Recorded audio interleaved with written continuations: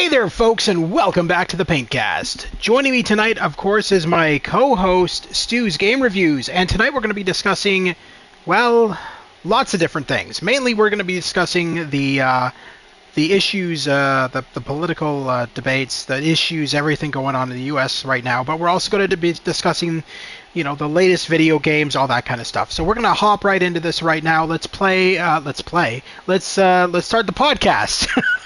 And I guess play this as well. Now I'm going to just unmute my co-host's mic here so that he's able to provide his color commentary. Welcome, Stu, to the podcast. Oh gosh, Fred, you breathe there you for go. a long time there. You're holding your breath in anticipation. All right. Man, I have like major deja vu. I feel like we just did this 5 minutes ago. Yeah, almost like we did, didn't we? Yes. Goddamn glitches. There we go. Man, YouTube and PlayStation and everything. Sometimes things just don't work the way you want it to work. Yeah. But we are here, and things are working right now. And hopefully, the people that were here the first time around come back. So, how are you doing, my friend? Again! I'm doing great, yes. What, did I ask you this before? I don't know. Hard to imagine. Anyway, so where did we start off with the last one? Fuck. I brought up Lani. Okay, I'll bring this up again. Lani Minella won a Guinness Book of World Records award for most voices in a video game, most female voices in a video game. Again, I'll bring that up again. She won for the most prolific video game female voice actor, who has made 354 different credited appearances in video games as of the release of Star Wars Outlaws on 30th of August 2024. And then at the same time, we also learned that Steve Blum is the most prolific male voice actor in video games, who won an award for, what was it, like 463 voices, I think it was, something like that. I think it was like almost 500. Yeah. So were you recapping from like the stream that didn't happen? I'm confused here. Yeah, well, because nobody heard our conversation, right? They heard me, but not you, and you gave some good information. So I guess we're not going to repeat all that stuff from before about wait, it's not Troy Baker and it's not Dylan Dorth. Like, I'm confused. What's going on here? Yeah, no, well, I mean, that did actually confuse me as well, though. That, like, I was surprised because, I mean, every time I turn on video games, it's like Troy Baker in this, Nolan North in that. So it was kind of surprising to me that you know it's not them. But anyway, I'm surprised as well. But yeah, I guess you learn something new every day. But so I think you said before you're trying to see if you can get Lani Minella on this podcast. Yes. So it'd be really cool. I am friends with her, and I think it would be kind of fun. I do know that David Holm has said, oh well, he initially he was like, oh well, he's excited to do the stream with us and everything, and then I guess he got confused because he thought he was going to be on my channel. And I said, no, it's going to be on my friend Stu's channel. He's like, oh, well, why isn't it on your channel? Well, I've already streamed Phantasmagoria. But I mean, I could always bring him on my channel for something at some point, too. Yeah, sure. Yeah. But, you know, it's very cool. And I was saying before, like, I don't think most people know this. Or I don't even know, but I'm not sure if I know it. But, like I said before, the Nancy Drew game series has, like, I think 35 games in it, maybe more. That's great. And Lani Minella was the voice in all of them?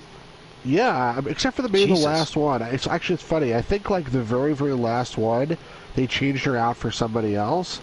And it's funny because that was, like, the last one. I think people were not happy about it. Like, they basically were pissed off that they switched out her voice. But I'm pretty sure, yeah, she was the voice, like, from the very beginning. Let's see if I can find on that here. Lani Minella. She says in Wikipedia she's credited on 405 games, but there's probably more there. But here, audio. That sounds like it's out of date. Well, I'm sure it's out of date. Yeah. So she did Nancy Drew in 2017 in the Shattered Medallion. I don't even know what number that was. But I'm scrolling back, I think she was in the first one as well. Nancy Drew this, Nancy Drew that. Treasure the Royal Tower. Yeah, Nancy Drew, that's the second one. Stay tuned for danger. Secrets Can Kill. She was the very first Nancy Drew game. She was the voice, and she did it, I think, until the second to last game, and they switched her out for some strange reason. But like that series, like how many Mario games do you think there are? Like I'm not even sure, but like I don't know. All these spin-off titles and whatever. But if you like consider the core Mario like game series, like all the ones that are like not golf and tennis and all other stuff like yeah. I don't think it's 35 games. You know what I'm saying? Like, so that series is like super underrated in terms of like how prolific it was, and I guess Lani Minella herself is also super underrated in terms of how prolific she is, because I had no idea she was the most prolific female voice actor. But it's interesting that you bring up. It's interesting that you bring up her role in Nancy Drew, because I know that every time she goes to conventions, hardly anybody brings up Nancy Drew. They only bring up like mostly it's Rouge from the Sonic games, because she was the voice of Rouge in the Sonic games. But if you think about it this way, like I'm a big adventure game fan. So that guy Dominic Armato, who's the voice of Guybrush and like Curse of Monkey Island, and then he also reprised the role. He's a YouTuber as well. Oh, was he? I didn't know that. But he's like very popular. Like people, like adventure gamers, like love this guy, and he was at that adventure game. Was he at he was at the convention, wasn't he? I think he was. I'm not sure anymore. Anyway, I can almost guarantee he was. Yes, I think he was, but I'm not sure. But the point is, like, then there's a person who started 35 adventure games, the same person starred in 35 adventure games, and like people don't talk about it. It's just strange. Wait, Dominic Armato? No, Lani Minella. Oh yeah. So Dominic Armato has like only been in a few Monkey Island games. Yeah. And, that's my point. Yet she's done 35. Yeah, I gotcha. That guy who played Stauff, whatever the hell his name is. Stauff. Yeah, what's his? I'm forgetting the actor's name. Hirschbeck, Robert Hirschbeck, or something like that.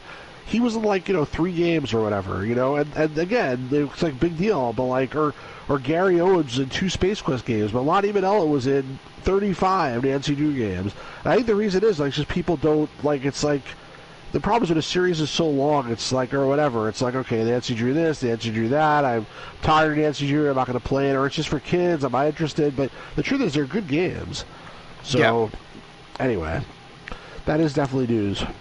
I do find that she is underrated, and I find that a lot. I find that a lot with these voice actors such as Steve Bloom, who, when we were talking about him earlier on, neither one of us really knew all the stuff he was involved in until we went through his. Yeah, and so a lot of these, bigger named voice actors, if you will, not necessarily bigger named in terms of fan base, but bigger named in terms of all the stuff they've done, generally don't get much views or even people going, oh yeah, like it feels to me like underrated. Exactly, they should have more they should have more fanfare attached to their name, and they don't. They're just kind of like under the radar. And I want to bring something else up. Do you remember the game? I'm trying to remember the name of it. I used to play it all the time. You played as a girl. 3? You played as a girl named Rin, who is tied to a dragon named Arok. I keep on thinking Dragonheart, but Dragonheart's a movie. It was Drakan, Order of the Flame. There we go. Yeah, that's it. Okay, so Lani Minella is the voice of Rin on that game. Oh, cool. I did not know that. Yes. So you learn something new every day. Well, it's funny because all the time I would post screenshots of streams of games that I was doing or whatever, right? So like when I streamed Steven Spielberg's Director's Chair, I streamed that. And I posted a link to it on my Facebook. And of course, Lani Minella is on my Facebook. She's one of my friends. So she would go, "Oh yeah, I'm in that game." I'd be like, "What?" And so she was. She was in Steven Spielberg's Director's Chair. She was also in I streamed The Neverhood at one point, and she's like, "Oh yeah, what did you do in Steven Spielberg director's chair? I've never played that game, but I have it." She would have been a background. What's her name? Is in it like Jennifer Aniston? Isn't that right? Yes, Jennifer Aniston, Quentin Tarantino. Who else? I forget. But anyway, yeah, she's probably a background character because that was Penn a and pretty Teller. early game. Penn and Teller. That's who else was it. Okay. Yeah. But anyway, yeah, no. So I thought it was really funny that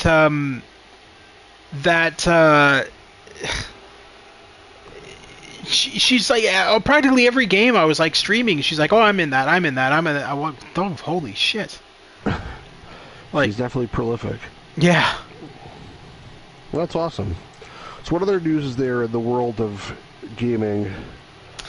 Okay, so for the first time in history, we're getting a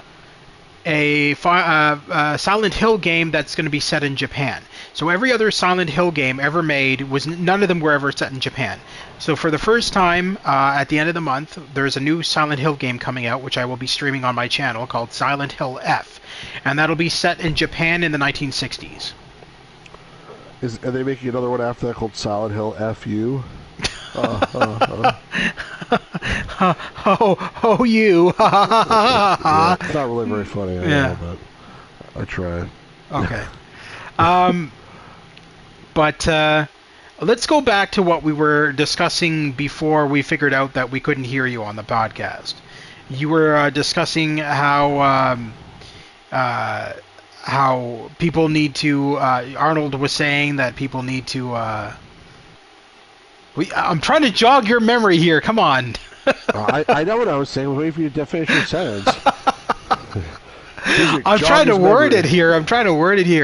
How Arnold. No, so basically, Arnold Schwarzenegger was speaking at USC, University of Southern California, and the first question they asked him was, they said, this guy Charlie Kirk was recently killed. We hate to start this on a sad note, but want to know what you think about it. And basically, he said,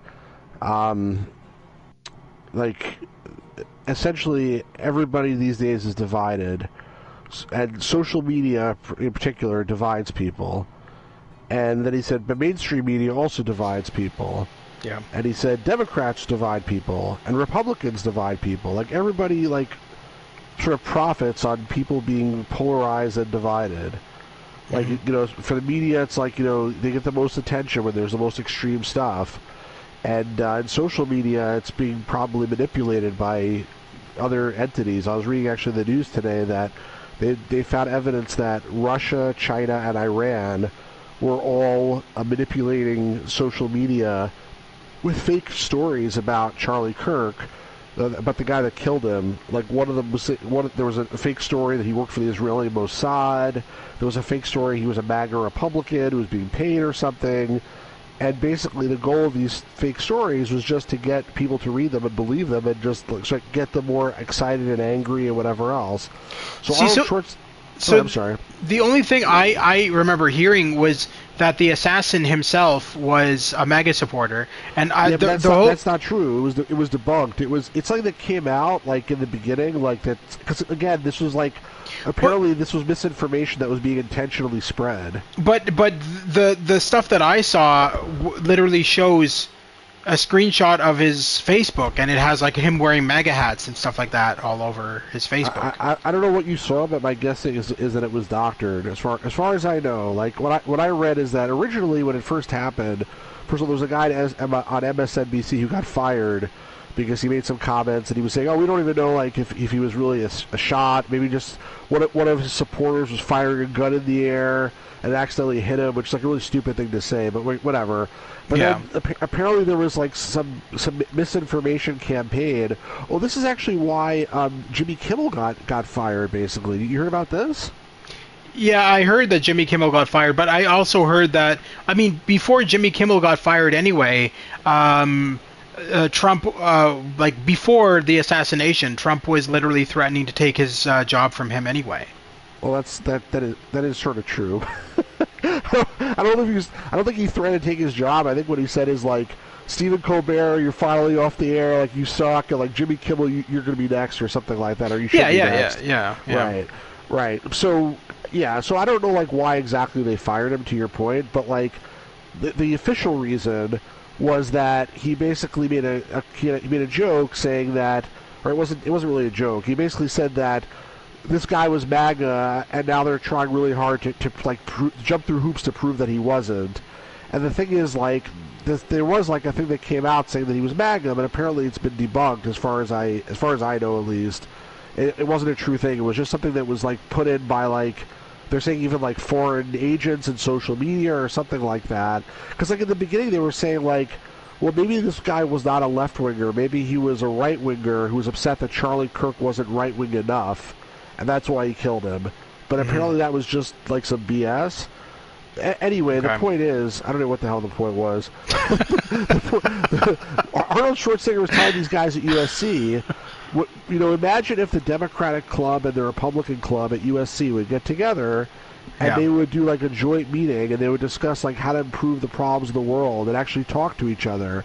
He said like you get so much media attention because actually there's people talking, because that's the problem with this world, is that like people don't actually talk to each other anymore if they're on quote unquote opposite sides. It's like you say something I don't agree with and I'm like, oh, that guy's an asshole, I'm not going to talk to him anymore. I said that you don't agree with and you're like, that guy's an evil guy, like I don't want to talk to him either, I'm just going to block him or whatever. And it's very tempting to do stuff like that, honestly, because people have such extreme opinions. It's like I almost feel like now, like the way people have opinions about politics these days is like the way people had opinions about like Sega and Nintendo back in the day, or like PlayStation and Xbox.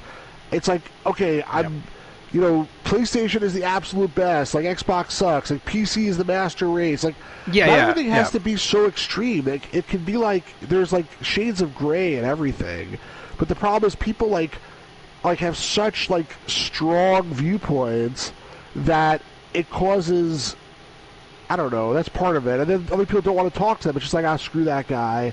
And then it just creates all this division. So we're like in a situation where our country, the United States, is getting more and more divided.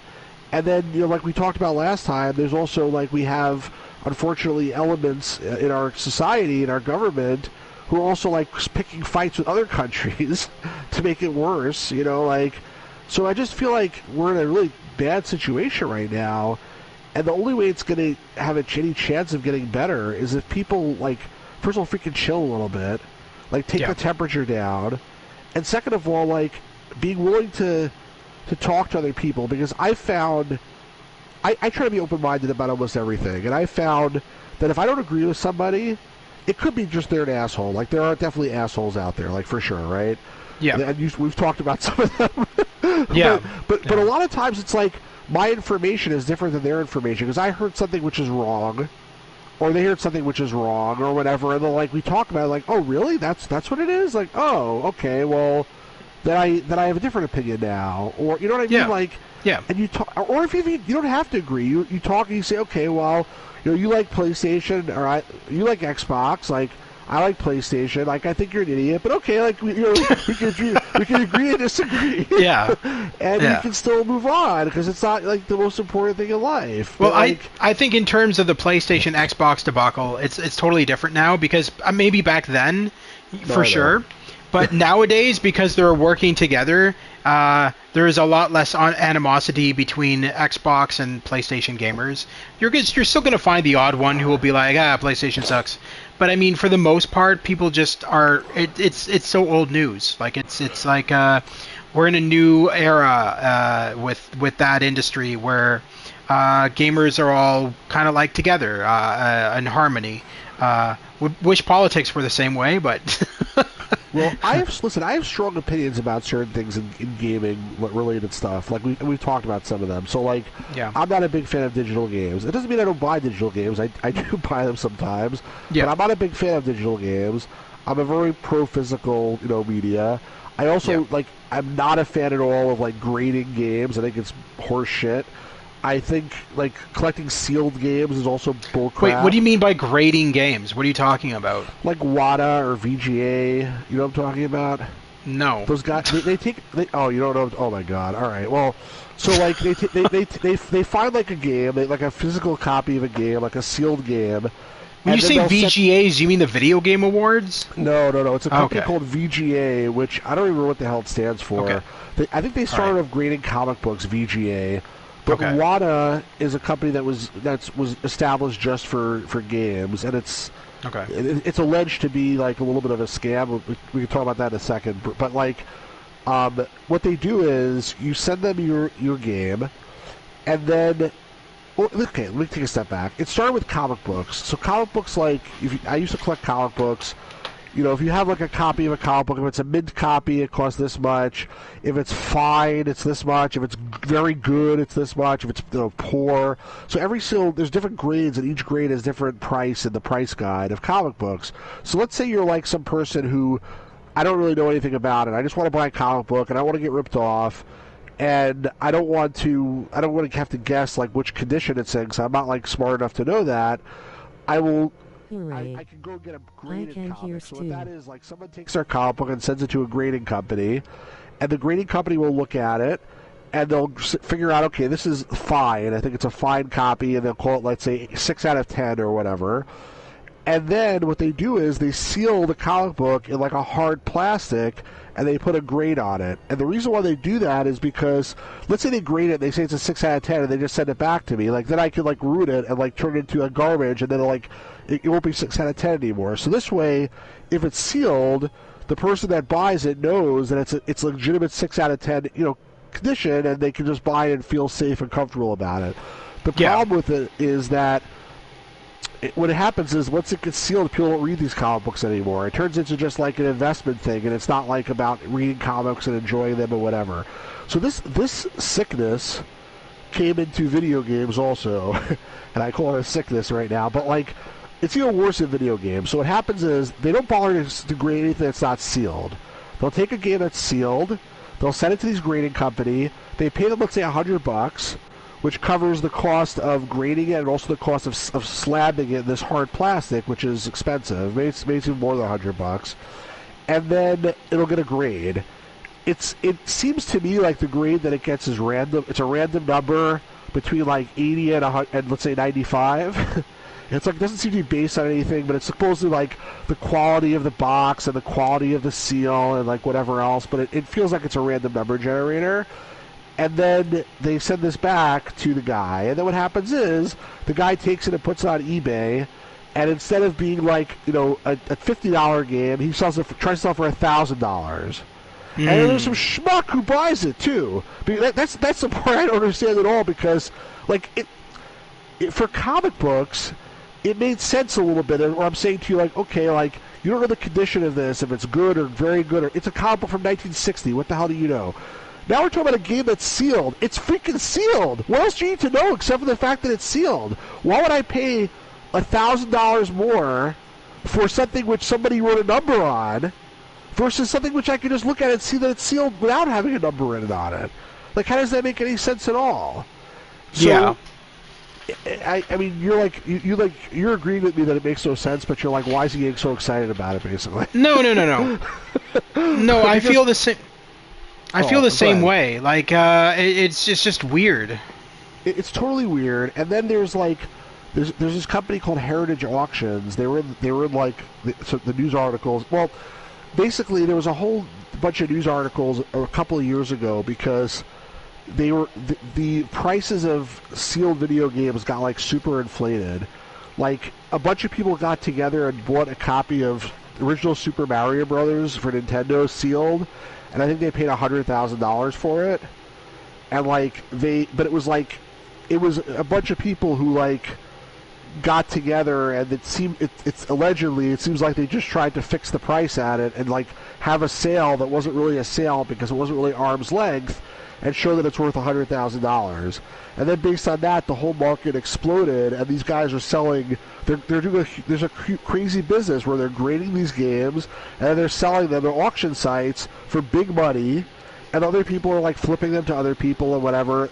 The market like sort of fell out. The bottom fell out of the market. A lot of people lost a lot of money apparently, but like I don't know like who's doing this, and why do I care? Like, why do I care if schmucks want to waste their money? The reason I care is because they're taking games out of circulation.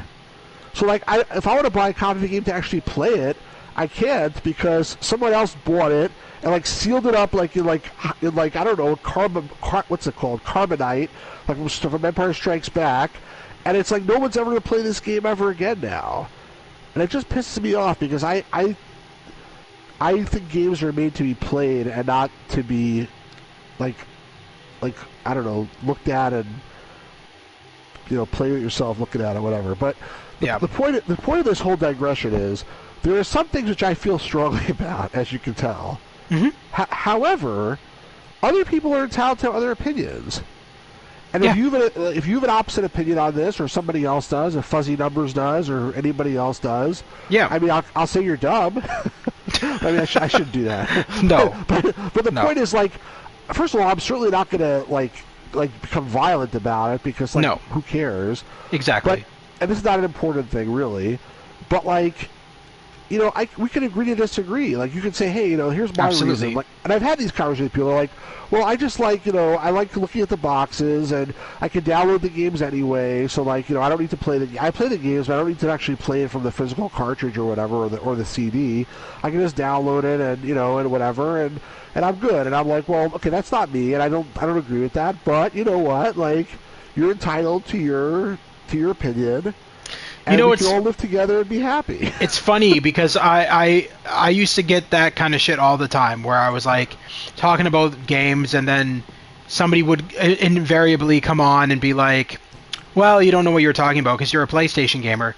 And then I wouldn't even respond back to them. Instead, I would just send them a screenshot, a photo of my gaming consoles. And it shows, my PS4, my PS5, my Xbox One, my Xbox Series. I thought you were saying you sent a photo of your, like, behind or something. No. But that's a good idea. Maybe I'll do that next time. Yeah, no problem. Anyway, so I would send them a photo of all the consoles I have. Like, I have the Nintendo, I have the Super NES, the NES, the Sega Dreamcast, the Xbox One, Xbox Series XS. And they would be like, oh, so you're not just a Sony fanboy. I'm like, no, I just don't care. Like, at the end of the day, I'm a gamer. I game on whatever. It doesn't matter whether it's an Xbox, whether it's a PlayStation, whether it's a PC. What does it matter? A game system is a game system. You play games on it.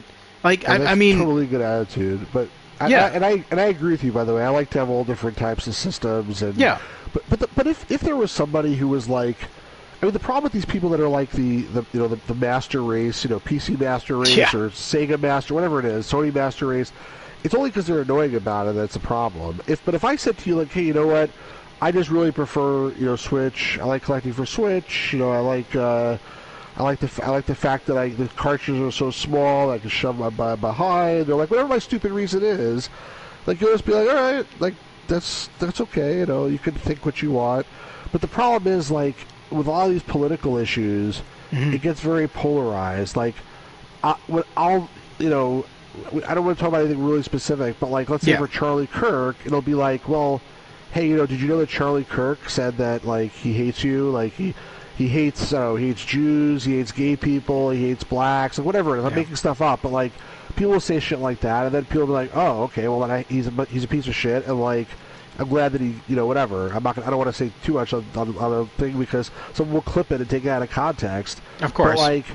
But like, people spread like misinformation, and then it's used to justify, bad opinions. Like, to be like, it's my point is it's not a far step from saying like, this guy's a piece of crap to then some crazy person going and trying to do something about it. Because one thing that really bugs me personally is, like, everybody's always comparing people to Hitler. It's like, this guy's like Hitler, and that guy's like Hitler, and that like, it's like Hitler was a guy who killed like millions and millions of people. Okay, so like, this guy you're talking about may be a piece of crap, but it doesn't mean he's Hitler. Yeah. And like, first of all, that's like an insult a little bit to the people that were killed by Hitler if you're going to compare like everything to that. But the other thing, more importantly, like, is if you tell somebody, like, okay, I'm going to send you back in time and you can kill Hitler. Yeah. A lot of people would do it. Like, I don't know if I would do it or not. I mean, I'd probably be concerned about causing a time paradox or something. But okay, calm down, Doc. Right, exactly. But that aside, yeah. Maybe I would do it. I don't know. But a lot of people would do it. Is my point. So like, if you have like all these people, like saying, let's say Trump is Hitler. Yeah. Right. That actually happened in a Futurama episode. If you've all these people saying Trump is Hitler, and then, you know, there's some guy out there who's like, yeah, like, I believe that, like, I'm gonna go do something about it, and like, I'm not saying that I like Trump or think he's a nice guy. Yeah. You know, I don't actually. I'll say that straight up. Like, I think he's done some good things. I think he's done a lot of really no, things. and I agree with that as well. I do think he has done some good things, but the majority of the things that he I had to laugh at this. There's a meme that's going around on the internet that says Trump is going to save us a ton of money. So it was, hey James, how you doing, buddy? It's it's a meme of what Trump said he was going to do when he first became president, the second term, and how he's going to save the U.S. a bunch of money. And the meme says, well, you definitely are doing something, but I think you're doing it in reverse. You're supposed to be saving us a bunch of money. You're not. Charlie's character is a problem as well. This is something that happens when go too far in one direction, because like, everybody has different opinions of different things. And fuzzy numbers, I'm going to read what you say in a second. But my point is, like, regardless if you let's say we'll agree for a second that he's a piece of shit, okay? Just for argument's sake. Yeah. You could think that, and you could even say that without saying that he's Hitler, because that's like another level entirely. Unless you believe he's a mass murderer, which I think there's certainly no evidence to support that. Then, you know, I mean, he might think he's terrible, but like still, like, you gotta like restrain the rhetoric, exactly, because otherwise it just gets people incensed and hot, and like some person who's not that smart or is mentally disturbed and doesn't have all the information, all he hears is like, this guy is a danger to us, and I'm not going to take some action. I'm not going to be a hero. Yeah. And like my parents hate me anyway, and like, you know, I don't do well in school, and like I can't hold out a job, so I'm going to do something good with my life, and this is going to be it. I don't know. So for fuzzy number sake, it can equally be said that positive misinformation about Charlie's character is a problem as well. So I've seen the up-close video of Charlie Kirk's death, and there's no way he could have survived the shot, and it's sad. Fuzzy numbers, and I said I've told this to a friend of mine yesterday, and they didn't agree with me at all, so maybe you won't either. I was watching Obama talk about Charlie Kirk also yesterday, I think, and basically he said very unequivocally, you know, political violence is bad, and it should never happen, and it's terrible, and we need to condemn it, and he was very, very unequivocal about it. And then he said, having said that, I think, you know, I don't agree with anything Charlie Kirk said, and, you know, blah, blah, blah. And I don't have any problem with either of those things. So first of all, I applaud, you know, the thing he said about political violence, of course. Like, that was great that he said that. The other thing is his opinion, and he may be right, he may be wrong, but, like, I didn't think the two things need to be said at the same time. Like, I don't think there should be a but in these statements, like, is my point. Like, if I say, because I think that's what a lot of people are saying, it's like, well, of course I don't condone political violence. The guy who was behind Charlie with the hat said Charlie was dead on impact, but later at the hospital they got a pulse, but sadly he still died. But the assassin was more in favor of Hitler's policies than that of Kirk. I don't condone it, but he still deserved it. You just gotta, like, lay off that stuff. It's like, plus the guy's not alive to even defend himself anymore. I don't know. Fuzzy Ever says, but the assassin was more in favor of Hitler's policies than that of Kirk. Really? Well, I don't know, but I didn't hear about that. But again, let's go back to the fact that a lot of misinformation was spread about that assassin anyway. We brought that up earlier because a lot of people there was a bunch of fake information saying that the guy was a MAGA supporter when he wasn't, and stuff like that. So we have to understand that true to what you're saying could also be deemed as inaccurate. Yeah, it's very, and even if it is true, by the way, like, I mean, that guy obviously was crazy. I mean, like, oh yeah, definitely crazy. So there's no questioning that. No. Unfortunately, there's always a small minority of crazy people, but they get their fuel from the majority. Do you guys think Charlie died immediately? There was also misinformation about the shooter being trans, and that wasn't true. Had some trans messages or something, and then apparently his roommate was trans. But I didn't hear that he was trans. I don't know. Maybe I missed the initial misinformation, or maybe what I said is misinformation. Okay, so the bullet. Here's the thing: the bullet didn't have any trans information on it or anything like that. Some other people were saying that it had information about the Helldivers video game and stuff like that. Oh, really? The reality of the fact is the bullet had the bullet encasing had letters on it, and the letters refer to the name brand of the bullet or something like that. But of course, everybody's grasping at it's just a bunch of bullshit that people are making out. They're grasping at straws, trying to form some kind of validity behind it. But reality is it was a bullet. That's all it was. There is no engraving in it. Nothing. Is it true that his roommate was trans? I don't know about that. Yeah, that's what I heard, but it could be bullshit too. Who the hell knows? It could be true, could not be true. I don't care. I have a lot of friends. It's irrelevant. It's irrelevant. It's irrelevant. I have a lot of friends who are trans. I got no issues with trans people at all. I'm in favor of them. So I mean, it's totally irrelevant. Yeah. So yeah, and James wants to know: do we think Charlie died immediately? I didn't watch the video, but from what I heard, because I heard it's really gory, but from what I heard, it sounds like he certainly did. I'm not watching the video. I have no interest in watching a video of somebody being murdered. Yeah, well, it's also like apparently really like horrific. But so why is everybody watching it then? I don't understand. Because just people like shock value and stuff. Just like people watch a lot of shit that's it's shocking. But yeah, who knows? The bottom line is it's not just about like this one guy. Like you can think whatever you think of him, and I'm not saying if you're right or wrong, whatever. Maybe he was a great guy, maybe he was a piece of garbage, maybe he was somewhere in between.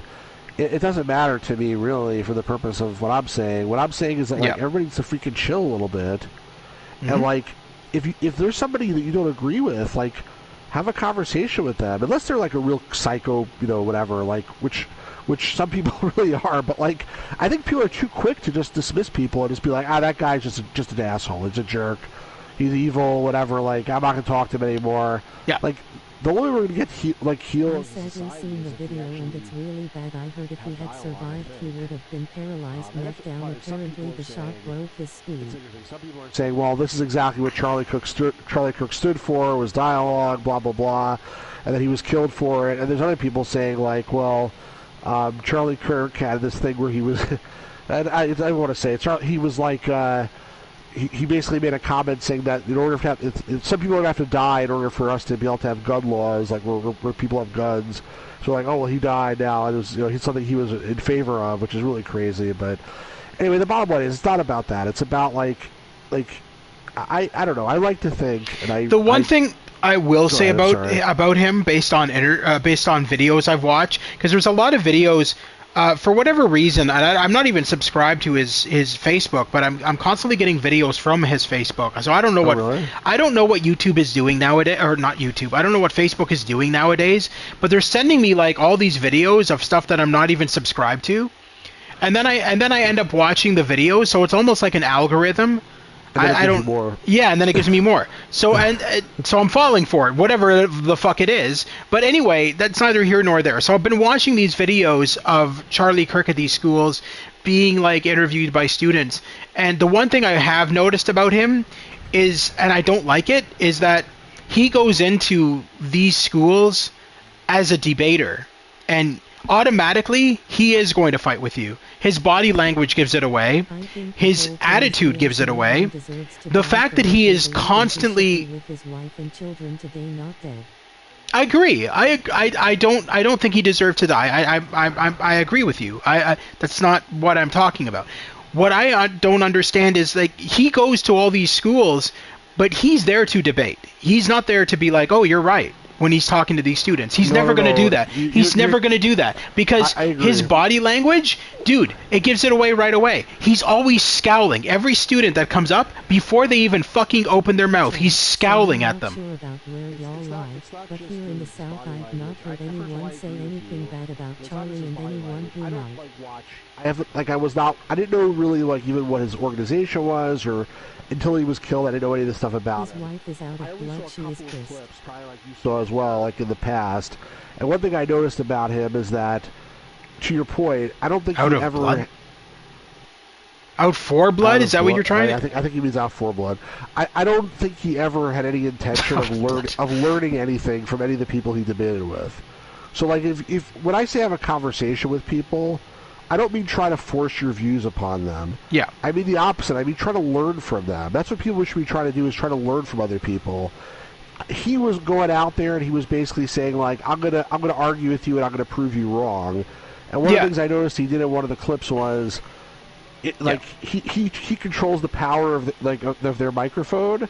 So, like, if he wants to end the discussion or on a high note or whatever, you just turn off their mic and then they're done. And they're like, goodbye, like, security escort this person away. So I don't think the debates, quote-unquote, were fair. And, like, it's not, some people love this, obviously. It's not something that I personally think was super cool. I will tell you that straight up. Yeah. But there's I think people, like, take a big leap from there to, like, well, he was a bad person. Like, was he a bad person? I have no idea. I didn't meet him. I don't know who. I have no clue whatsoever. Exactly. And if he was a bad person, then you can think he's a bad person if you want. That's fine if you want to. I think you shouldn't think someone's a bad person without having some evidence for it. But if you have evidence and you want to think he's a bad person, you can. But again, like, and regardless of whether he was a bad person or not, he didn't deserve to be shot. Right? He's still entitled to, like, to live. Yeah, exactly. That's what I don't understand about what's going on in this day and age, because, like, I mean, for whatever reason, America has rationalized the fact that, oh, we don't like this guy, therefore he deserves to die. That's ridiculous. That's a ridiculous way of thinking. And more and more this is happening in the States, where people are like, oh, I don't agree with you, so now I have to kill you. Like, what? That's not how that works. It seems like it's the younger generation. And from what I can tell, it's like the older people, and I say older, I mean like 30 and above, are like more sane and normal. And the younger generation is like extreme in some of these things, and it's just like, again, this polarization of viewpoints. But it's being deliberately, like, stoked by social media. And one thing I don't understand, like, I don't even have an answer for this. I couldn't tell you. But, like, the United States passed a law that they have to get rid of TikTok in the U.S. Like, are you aware of that? No. We don't have TikTok in Canada anyway, so... Oh, I didn't know that. The United States passed a law saying that they have to get rid of TikTok. Yeah, TikTok in Canada was deemed... so apparently some Canadian government officials or whatever, they looked at the coding of TikTok, and apparently the Chinese or Japanese or whoever made TikTok is one of them. It was like stealing all of your personal information whenever you use it.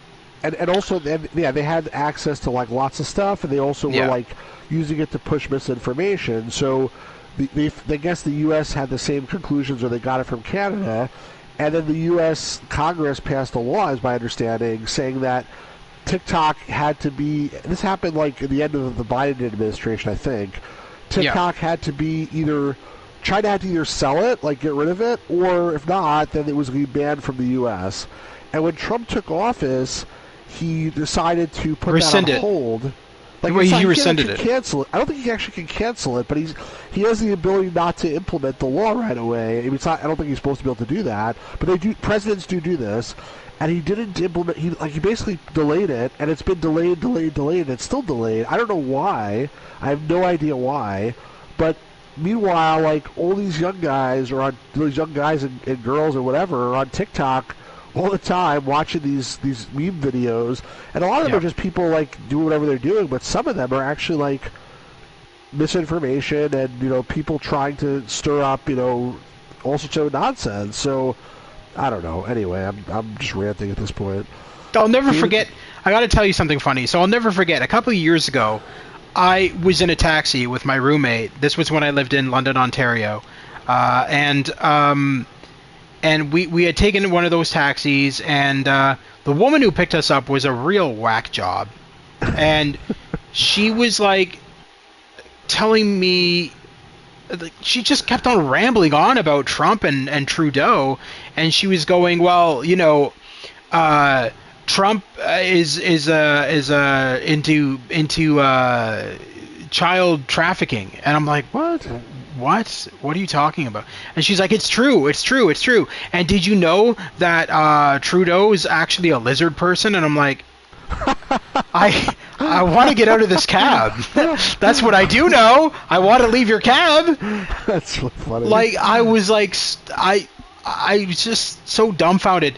And my roommate was trying not to laugh at her stupidity.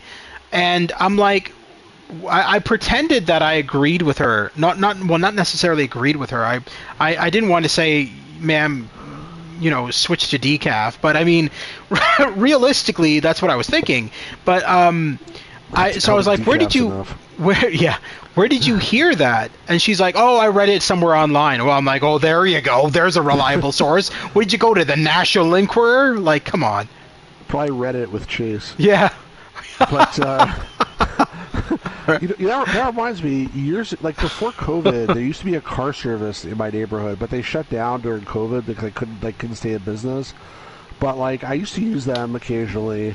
Yeah. And I kept getting this driver, like the same driver. And I found out afterwards they sent me this guy because most people didn't want to have him as their driver. So like, and I had not complained about him yet. Yet is the operative word. And the thing is, every time I rode with him, this was before the first Trump election, he was telling me all these stories about how he knows Donald Trump, and Donald Trump is going to give him like a position in his government if he gets elected. Okay. And like, all right. Yeah. This stuff. already sounds very believable. Exactly. But going on and on and on. I'm just like, in my head, I'm like, shut up. Like, shut up. Like, I don't care. Shut up, please. And finally, I felt bad. I had to call the car service and be like, please don't give me that guy anymore. And they're like, yeah, I'm sorry. We know, like, you know, whatever. And then they didn't do it again. But, like, he must have eventually gotten fired because probably, like, nobody wanted to ride with him. Anyway, there's only some crazy people out there. That's hilarious. Like, Jesus Christ. His name was J.D. Vance. I'm just kidding. I don't know who he was, but I'm sure he was just some crazy person. Anyway. That's James, by the way, said he lives next door to a murderer. I'm a little bit concerned about that. What? Shouldn't you call the cops if you live next door to a murderer? Well, maybe he was maybe he served his time and he got paroled or something. What do you mean, James? Yeah, be more specific, man. Next door to a murderer. Yeah, I don't know. In the meantime, while we wait for his response, so I found it funny that so there was I don't know if it's true or not, but it sounds about right with Trump. But apparently he was asked by reporters, "How are you feeling after Charlie Kirk's death?" Yeah, and he's like, he changed the topic. He was like, he said, yeah, it's sad, and then he didn't really. He just said, oh, you know, it's sad, and then he just goes, but enough about that. Let's discuss. The first time in history, I'm telling you, the first time in history, okay, that we're getting a ballroom in the White House. And I'm like, what does that have to do with what he's like? Nobody is talking about that, sir. Nobody cares about a ballroom in the White House. We're not discussing that. That's odd. Yeah, I don't know. I didn't see that, but it's possible it happened. Yeah. You know, by the way, it's scary nowadays with this AI stuff. Like, yeah, but okay, so kind of. So it's very obvious when something is AI. At least to me, it is. I don't know. I've never fallen for any of the. Right now it is, but like a year from now, it might not be. You know what I mean? Like, this stuff is advancing at a pretty rapid pace. Like right now, there's like glitches and stuff, but there may not be glitches for too long. I mean, you know what they're like already doing? I don't know if we talked about this or not ever, but like there was a whole bunch of like they already have the voices pretty good. Like they don't have the video great, but they have the voices pretty good. So what they're doing is like criminals are like finding information on people, and let's say they call this person up, and it's like hello, and then it's like, and then they hear the voice of like their son going like, "Daddy, help me! They've got me!" And then what? And then it's like, "We have your kid. You don't like send us like $5,000 in gift cards or to kill him or something like that." Where did you hear this? I've never heard about this. In the I read it in the news, and then like basically the kid's not even kidnapped. Like the kid is like in school, but the guy panics. Like he's like, "Oh shit! Like my kid's in trouble," and then that's how these fraud people like get you, is by they prey on your like your fear, and they get you not to think clearly because you're afraid. And so, like, I can imagine, in a situation like that, someone would be scared of their freaking mind, and they actually take action based on that. So, like, the audio is good enough. In the article that I read, and this was probably 6 months ago, some guy thought his like mother was kidnapped or something, and then he was in the middle of like taking out money to send to these guys, and then his mother happened to call him and said like, "Hello," like, and he's like, "Oh my God, like how'd you escape?" And she's like, "Well, what are you talking about?" Because like he was so panicked, he didn't even like think to try to call her and like confirm it. Because you like that's what. By the way, pro tip, guys, if this happens to you, like call a person up and like check on them and make sure it's actually true. Yeah. But if somebody's in that situation, they're so panicked they don't even think to do that. My favorite was, and this is not really AI, but this was a text. So my parents got a text from me, apparently, while I was visiting them. And so Nice. It said that I lost my phone, and this is my new number, and I need some money because I need to pay off my phone bill or whatever. And they were using my name and everything, and my parents made a joke about it. They said, "Hey, apparently you just texted us that you lost your phone." I'm like, "Oh, that's news to me." But there's some people who are so who are not that bright, and they fall for these things. Yeah. And like and those are probably the same people who like do these other things we talked about before. But I don't know. It's a little scary with this AI stuff lately, in my opinion. It's gonna get like better and better, and one day, you'll be talking to your parents on the phone, and all of a sudden they'll show up at your door, and they'll be like, "Oh, well, we're not on the phone. What are you talking about?" Well, we just had a half-hour conversation. That was the AI. That was the GPT. Like whatever. Yeah. Anyway. Oh boy. Well, I don't know if there's anything else to talk about that topic, but guys, just freaking chill, man. That's my message to the world: is everybody chill, and also like try to be open-minded about things. Like I always try to be open-minded. Any topic I can't think of any topic really. Well, that's not true. Almost every topic, I'm willing to hear what you have to say at least, and I want and be convinced. I mean, there's a couple of things I'm pretty sure about, like that you shouldn't be racist, for example. You know what I mean? Like, so if you want to try to convince me that it's good to be racist, I mean, it's not. There's no point in having that conversation. But like, almost everything, I'm willing to hear. Like, what's your reason for thinking something? I want to know. Like, let's.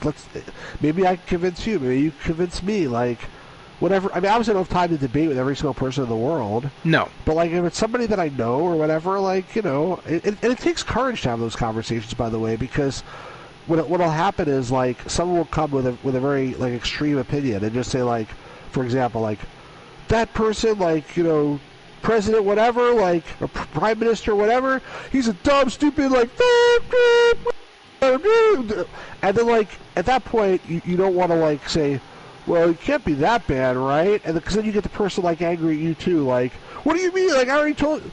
So like, it takes sometimes courage to like engage in those conversations, but I think to the extent that we can all engage, we'll end up being in a better place at the end of the day. That's my opinion. How many pictures did you paint already? Like this is like your fourth one. I haven't been counting, man. Maybe your fifth one. I haven't been counting. I do know that they get. Huh? They're all nice pictures, especially the last one. It was really colorful. Oh yeah, no, they're all beautiful. I do know that they get a lot more involved. So like, I'm just on. Where is it? I don't even know what I'm on. Let me find out in a second. I think I'm on large. I'm on large, yeah. So I just started this one. But look at the huge ones. The huge ones are giant ass. Like, look at this. Well, I don't understand. What's the difference? They're just a lot bigger and a lot more colors and a lot more detail. I see. More detail. Got it. Because it's the same size on the screen. Yeah, no, it's a lot more it's a lot more involved. And I do intend to do them all, obviously. There's packs you can download for $1 and get more pictures if you want. But yeah, no, they're good. This game is $1. It's quite literally $1. If it was more than that, $1. Sorry. I'd buy that for $1. That's good too. Would you ever see Trading Places? No. Wait. Is that it's a movie or is it a TV series? It's a movie. Okay. It's with Eddie Murphy and Dan Aykroyd. These two. Oh, I've heard of it. A rich guy, and Eddie Murphy's like a bum, like a con man. Okay. And these two rich guys bet each other $1. Like one of them bets the other one $1 that he could make Eddie Murphy into like a rich guy and send like Dan Aykroyd to the poorhouse. The other guy takes the bet for $1. So for over $1 bet, they ruined like Dan Aykroyd's life basically. So when you say like $1, anyway, sorry, just it's a weird premise, kind of a weird premise for a movie, isn't it? It is a weird premise for a movie. But yeah, it's a classic. It's a classic 80s movie. So anyway, so what else do we want to talk about here today? Is there anything else that we want to talk about? Anything else the chat wants to talk about? I think the chat fell asleep. I'm not really sure. They're like, oh God, Stu's finally stopped talking. Oh. Probably. No. No, when I get off on a rant, I can go for a while. That's fine. I mean, that's the point of these podcasts. People don't like them, they don't like them. If people like them, they like them. Well, I don't know if anybody watching this after the fact, but like if you do, like, and I'd love to hear, both of us love to hear like what you think about these things. Yeah, of course. If you disagree or if you agree, again, like, we want to know. The other day I went on my Facebook. I went on my YouTube, and I got a notification that this person had left a comment on my video, and I always like to respond to everybody's comment on my video. I always do. And I will always respond to everybody's comment that they make. And I will always like everybody's comment. What if they say, like, you're a poopy face? I've never had that happen. So okay, just curious. But I've never had any negativity. So this guy was asking me, how much... I'd streamed American Hero, which is an old Atari Jaguar game that got remastered for PS5. Now the game never saw the light of day. It was never released. FMV, right? Yes, it was stars Timothy Bottoms, Musetta Van Der, and it never got released to the general public because the Atari Jaguar, as we all know, just didn't do very well in sales. And this game was in production and it never got released and never got finished. Well, cue fucking Digital Extremes coming in and fucking not only remastering the game with the original video, but actually going into the vaults, finding all of the original footage that was filmed and was never compiled properly, and compiling it themselves and releasing it as a full-length game. So I released that video quite a few years ago on my channel. I did a live stream of it. And that video has over 180,000 views, and it's nuts. Wow. That video just skyrocketed, and I don't know why. And if you go to the comment section on that video, it's just packed with comments as well. And I'm still getting comments for that old video, even to this day. That's crazy. I guess some reason the algorithm picked it up. I wonder why. Yeah. And people are saying, well, it one of the comments was like, oh, it's a lot like Night Trap. I'm like, no, it's not. It's not like Night Trap. Well, it's likely in the fact they're both FMV. I mean, yeah, that's where it ends. But, that's how it's like Night Trap. Yeah. But I did a full playthrough on my channel. I beat Night Trap in pretty much a single go. I beat the entire game, got the best ending, and I know how to do it. I've beaten Night Trap so many times now that I know exactly how to beat that game. And everybody says, "Oh, Night Trap's so freaking hard. It's such a hard game." It's really not. If you pay attention to everything that's going on and not paying attention to the FMV segments, it's such an easy game to finish. But oh, really? Interesting. Well, that's like not paying attention to the FMV segments. Like everybody wants to pay attention to the FMV segments. Well, that's where it gets you, because you have to pay attention. So at one point in the game, there's these two guys in the house who are like changing the codes that you need to set the traps with. You have to pay attention because the code that they change it to is randomly generated. So the mother will say, like, you have to be on their camera to get this information, and not on, because there's multiple cameras going on in the house, and you have to know exactly when to switch to that camera to be able to get that new code. Because if you don't get that new code, you're not going to be able to set the traps and beat the game. And so it's challenging, and I mean you have to know what screen to be on at what given time, and as such you're going to be ignoring a lot of the other FMV segments. Now the good thing about the remastered version is after you beat the game, you can rewatch all of the videos as like a movie, and see everything that you missed.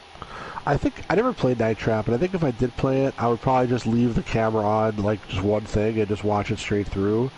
And then watch the next one, and then like probably write things down about like what happens at what time index is or something. And we'll take a big pain in the ass, but like that seems like the only way legitimately to solve it without like flipping back and forth constantly. That seems really annoying. Yeah. How did you figure out how to beat it? I just beat it one time, just accidentally, really, and then I realized what I had to do to beat it, and I tried it over and over and over to see if I had mastered it, and every time I beat it. So I've mastered Night Trap easily, and same with Star Wars Rebel Assault 2. Everybody says, "Oh, that game is so fucking hard." I'm like, what? I just don't understand, because to me it's not. I mean, to me, I can play that game from the beginning to end. I can probably have it beaten in about half an hour to an hour, if not less. So I've never understood that, because I remember you said that on to me once. Is that, oh, I've never beaten Star Wars Rebel Assault 2 because I find it too hard, and I was surprised. I never think I don't know what the reason was. I never beat it, but I'm not sure why I never beat it. Like maybe I just didn't finish it or something. But I don't remember. Well, honestly. What you originally told me was that you found it too hard. It's possible. I just don't recall anymore. Now, another thing I want to bring up is I still want to do that stream with you. I already have the placard done for it. The Roberta Vaughn, we're going to do that stream of Star Wars Rebel Assault 2 in Roberta Vaughn's memory. I want to do that at some point, and bring you on for it so that you can watch the entire gameplay of Star Wars Rebel Assault 2 and see the entire game. Sounds good. But I made a placard a while back for it, and I have Roberta Vaughn on the placard and everything, and it's really cool. Now, another thing I wanted to bring up quickly, and this is not something that the live chat is going to know anything about really, but I noticed that Roberta Vaughn's brother deleted his Facebook, and I'm not sure why, and I don't know who to contact about it, because we were friends on Facebook, Roberta Vaughn's brother and me, and I'm surprised that his Facebook was deleted. It may just be one of those things where, like, people want to take a break for some period of time. I don't know, but that's what I'm guessing. A lot of people delete Facebook. I don't know. It's like a thing. It's like it's people get off take Twitter. A break. People, yeah. Well, sometimes it's take a break. Sometimes it's like I'm trying to protest something. You know what I mean? Yeah.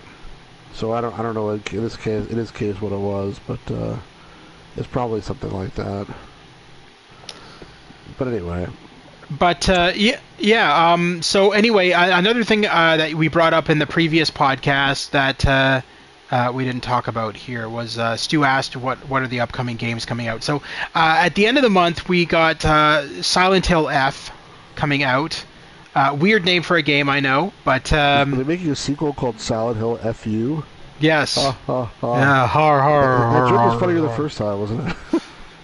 Yeah, really. Not so much the second time. Anyway, so yes, they didn't hear it the first time, so yeah. Anyway. That's true. They heard me. They heard me. Talking to yourself. Talking to myself. They heard me responding very negatively to your joke. Being like, "Ha, that's funny. Oh, that's funny, Stu. Oh."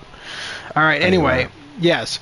But yeah, so Silent Hill F is coming out at the end of the month. I'm going to be streaming it on my channel. For the first time in history, it's going to be a Silent Hill game that's set in Japan. All along, all the previous Silent Hill games were always set in America. And so this is the first time in history that a Silent Hill game is actually set in Japan, where it's actually made. And this one's set in the 1960s in Japan, and it's supposed to be pretty open world, so it's going to be really interesting. Really looking forward to it. Already early access reviews have come out and have given it a 10 out of 10, so I'm really excited now to play it once I've heard about all the great reviews it's been getting. That is cool. Yeah. Very cool. Aside from that, nothing much new, really. I did a stream of Phasmophobia earlier with some friends for Phasmophobia's 5-year anniversary. We basically hunted ghosts, and that's about it.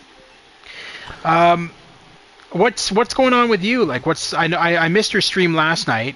I haven't, to be honest, I haven't been watching much of that game anyway. So I feel like if I tuned into it now, I'd be pretty fucking lost. You probably would be. Yeah. But it's a cool game. It's a little bit convoluted. And we're like, it's a Japanese game, is it not? Yeah. I mean, well, there we go. We're pretty far in. I mean, the next part is part 10, so it's been taking a while. I mean, each stream is roughly about 2 hours long, so that means we streamed like 18 hours worth almost of game, maybe more. I mean, because some of the streams are more than 2 hours. And I fast forwarded stuff too, where I was able to fast forward, like, cause it was like something we saw already, because we took an alternate path, we went back, whatever. I'd fast forward, but yeah, it's a pretty long game, but it's I wish it was more interactivity, but there's a decent amount. I wanted to ask you a question actually. You shared with me one time Star Trek Borg on did you find Star Trek Borg on DVD? I did. Once you've mentioned that it exists, I went and searched for it, and I found a copy of it. If you can find another copy, let me know, because I'll pay you for a copy. There was a guy who was selling it, I think, on eBay. I don't remember. I'll try to figure out where I got it from. I think it was a guy on eBay. They had 2 copies, but like one of them someone bought already before I got there. Yeah. But I'll check and see, because yeah, I won't say it's like my favorite game of all time, but I really like that game. I just think it's a really good game. Yeah. And I never knew there was a DVD version ever until you brought it to my attention. So once I heard about it, I was like, I gotta get this thing and try it. I mean, I don't know, like, by the way, like, how easy it is to get it to run, because a lot of these DVD games are hard to get to run because they rely on like having a hardware DVD decoder in your computer, and like nowadays, like, all these emulators and stuff, they don't have hardware DVD decoder support, so some old games on DVD are difficult to get to work. Having said that, if I remember correctly, and actually I have it here, I think it comes with a piece of paper or something. Am I thinking the right thing? No, I'm not. I think it's something else. But yeah, I don't know. There's probably some things that work with it and some that don't, and all the instructions are in Japanese, so I can't really see. But it should theoretically work. It's also Region 2, by the way, not Region 1 DVD. I don't know if that makes a difference, but yeah, at some point I'll try it and get it to work, hopefully. Definitely if not, you have the ISO file that I gave you anyway. So that ISO file, like, how did you get it to run? I opened it up in VLC. Oh, it just plays like a regular DVD video, you're saying? Yeah. Okay. So then it's just, there's like choices, so like, it's not, no, so it doesn't play like, unless you've played the CD-ROM version of Star Trek Borg, you're not going to know what the choices are, because on the DVD release, it doesn't highlight his hand as an example when you go to click on the phaser to take it from Q at the beginning of the game. It just automatically assumes that you know what you're supposed to do, and so you have a limited time to click on those objects. I wonder if it's more of an issue of just like the VLC doesn't actually support it so well, because the reason why I say that is this game, this Phantom of Inferno game that I've been playing, it's also on a DVD, and I had a lot of issues getting it to run properly because just on VLC or in like even Media Player Classic or whatever, it was running, but it wasn't actually displaying the subtitles properly. Like some of the subtitles were showing up, and some of the subtitles were not showing up, and I had to jump through a bunch of hoops to get it to work. So I wonder if it's possible to get those things to highlight or something. I mean, I actually have the manual. I can't read Japanese, obviously, but like I'm gonna read through it with my Google, my phone, and and do Google Translate and like read it and see what it says. And see if there's any other options or something or whatever to get it to work. So I'll let you know, but it's probably not going to be right away. It's there's so many other things that I want to do. So yeah, well, I've already streamed the DVD version of Star Trek Borg on my channel. Yeah, no, it's very cool. I streamed both. The PC CD-ROM version I streamed like 4 or 5 years ago, and then I was like, might as well stream the DVD version now that I got it. One thing I got super confused about when I played that game, like, why do they have to have a guy named Quint and a guy named Sprint? Like, can't the names be like a little bit more different from each other? You know what I'm saying? Like, yeah. I'm trying to understand who these people are. It's like Lieutenant Quint and Lieutenant Sprint, and like, and there's. I don't know. They're throwing all these names. I'm like, what the hell are they talking about? So Quint is not even in the game. He's the guy who the doctor, right? Or your place or something, or Quint is the doctor that Q replaces. The Q replaces. Okay, yeah.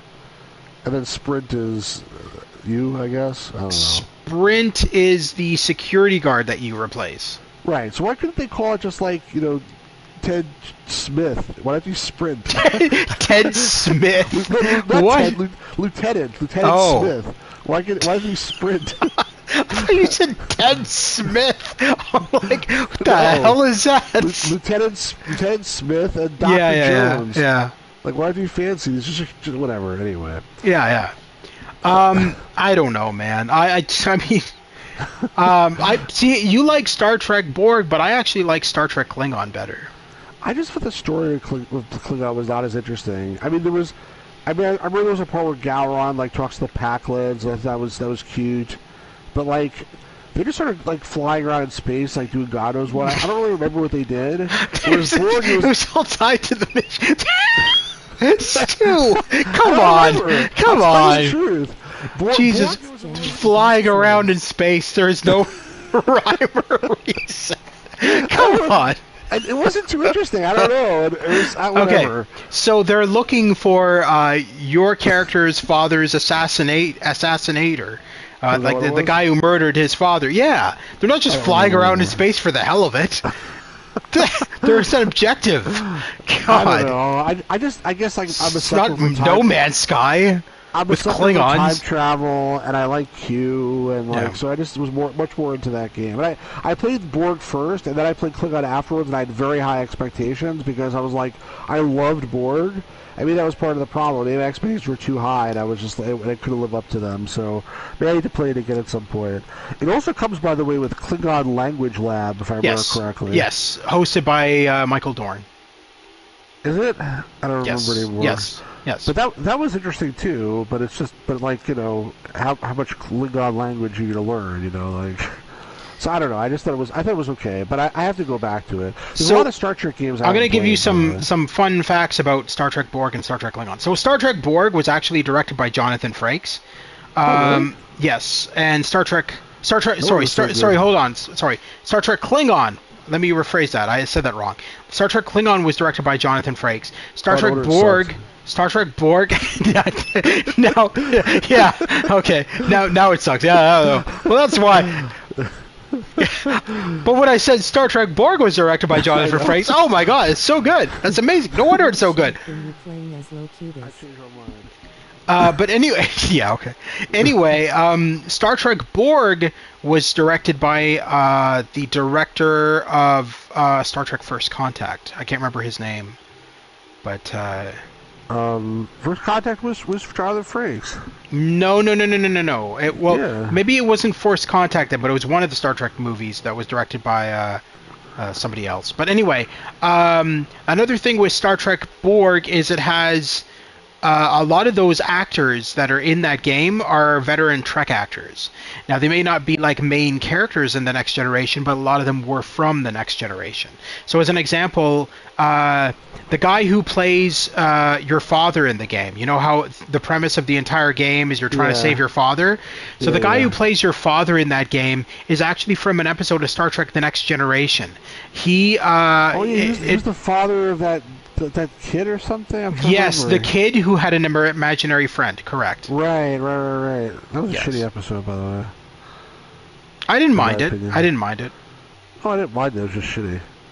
Those are two different things. I didn't mind it. It's just shitty. That makes no sense at all. Well, it's okay. I just compared to like a decent Next Generation episode, it was pretty lame. That the person, like that girl, the imaginary friend, like I don't know, Shay Ashtar. Is that who played her? So the girl who played the imaginary friend is an actress named Shay Ashtar. She was in Tech War as well back in the day, the Tech War TV series. So the Tech War TV series, the first episode of Tech War was like a 2-hour made-for-TV movie, and she was in that. She played one of the... Season 2 had some bad episodes, especially the opener with the alien that got Torai pregnant. She was one of the... I don't even know what the hell they were called. Those androids, the exploding androids. I don't remember anymore. It's a long time ago I saw that. I have it on DVD because I have no life. So I'm a collector of DVDs, man. What can I say? I'll probably get it on DVD at some point. Yeah. I have no life. Yeah. But so Tech War, slightly off topic here. Tech War was all filmed in Canada at the Eaton Centre in Toronto. Really? Yes. Wow. It was a Canadian movie, a Canadian series. Shatner, because he was Canadian, he's like, well, I want to make a TV series set in Canada. How Canada. did they shut down the Eaton Centre for such long periods of time? When did they film it, at night? No, so they filmed it in certain parts of the Eaton Centre. Okay, so do you know where when Jake goes back to like the offices where William Shatner is? Yeah. That's the Eaton Centre. So that's like the the offices of the Eaton Centre. That's funny. I think so. Yeah, something like that. But anyway, and then downtown Toronto was used for like in the first episode.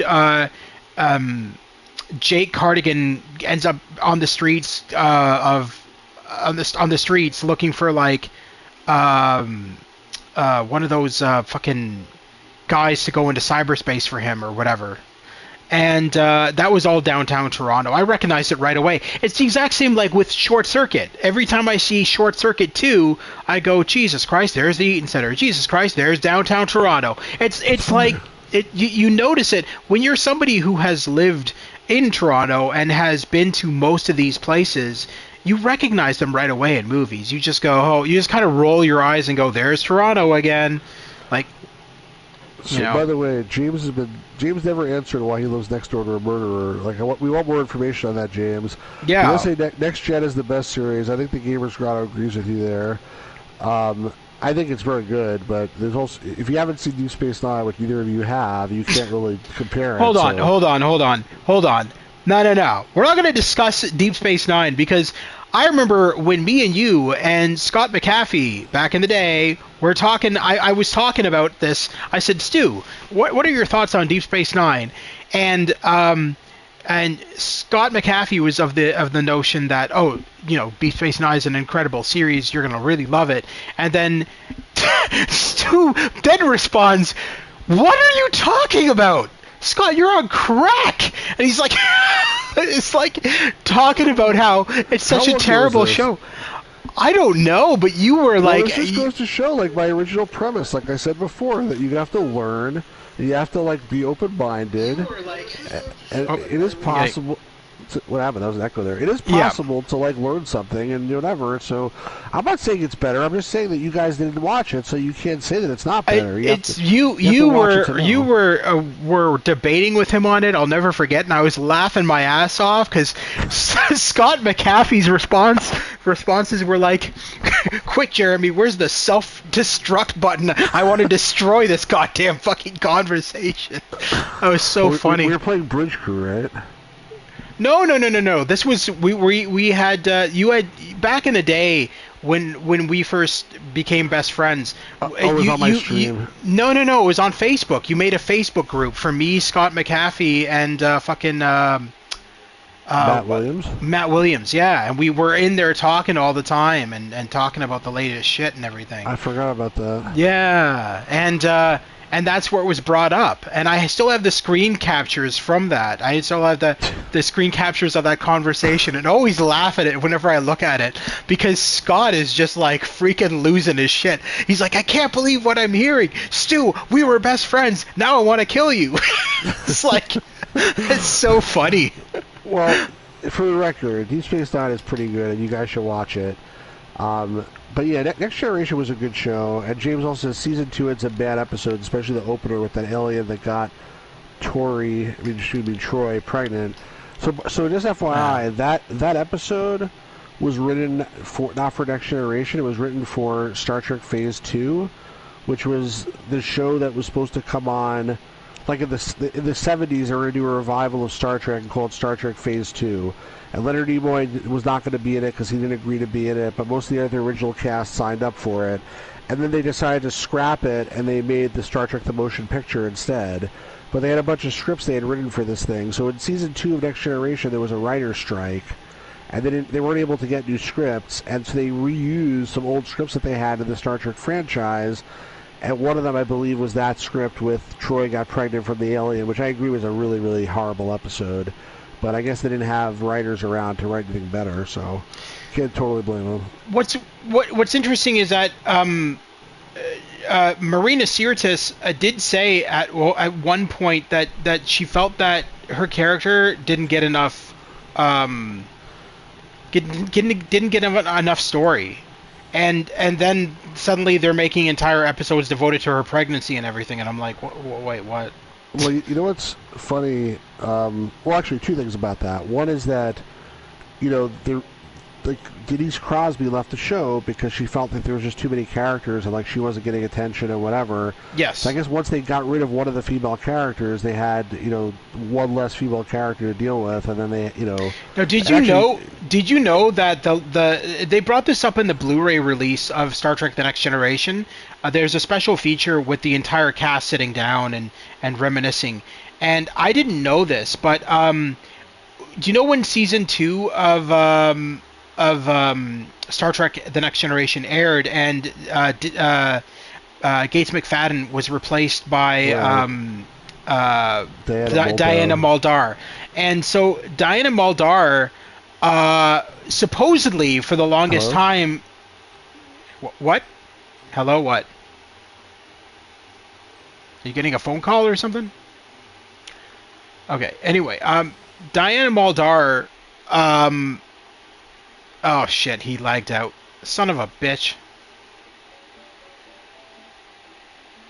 Okay. I'm gonna have to. I'll bring this up in the. I'll continue with what I was gonna say. So Diana Muldaur replaced Gates McFadden. Now, for the longest time, it was understood that the reason Gates McFadden left Star Trek was because she was pregnant. The reality, apparently, according to this interview, was that no, she wasn't pregnant. She was complaining that she wasn't getting enough airtime. Her character was not getting enough airtime, and so they got rid of her. And Patrick Stewart fought to get her back. Patrick Stewart said that if she doesn't come back, then he is going to leave the show. And that's what they brought up in the Blu-ray release, the Star Trek: The Next Generation Blu-ray release, was that's what happened. That she wasn't actually pregnant. I mean, got kicked out of the party somehow. Yeah, I noticed that, Stu. Do you want me to send another invite? You lagged out. That's what it said on my end. That you lagged out. PS4 strikes again. PS4 strikes again. Yeah. But anyway, that's the actual story. Apparently, is that she never left season 2 because she was pregnant. She actually left because she was told to leave. And Patrick Stewart claimed in this interview that he's the reason she was brought back for season 3, because he said he was going to walk. He's going to leave the show if she wasn't brought back.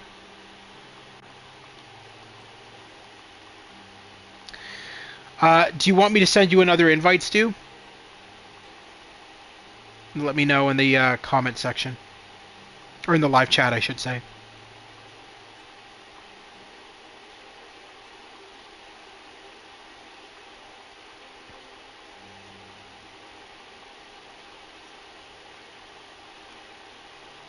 But anyway, yeah, so I do recommend highly, if you guys are fans of Star Trek, get the Next Generation Blu-ray box set, because I mean the quality of that Blu-ray collection is amazing. And not only does it come with it comes with each episode has like the opener. So back in the day, when Star Trek The Next Generation aired, there's always this voiceover guy going, "Next time on Star Trek The Next Generation." And it does that. You can have the option of turning that on the Blu-ray release, and having that be the opener to each episode. And I like that because it's a lot of nostalgia. And another thing that each episode has is bloopers. So not only did they remaster all of The Next Generation in 4K with beautiful visuals, but they remastered all the bloopers as well in 4K. And so each episode that you select has a blooper reel for each episode. So it's really cool, because a lot of these bloopers that they have in the Blu-ray box set, I don't even think half of them are even on YouTube. So it's really worth it to get Awesome. that box set, because you're getting a lot of content for it. Stu, you never answered my question. Do you want me to bring you back? I'm sure you have more you want to discuss. We still have a little bit more on the time on the podcast. So you let me know if you want me to bring you back in here.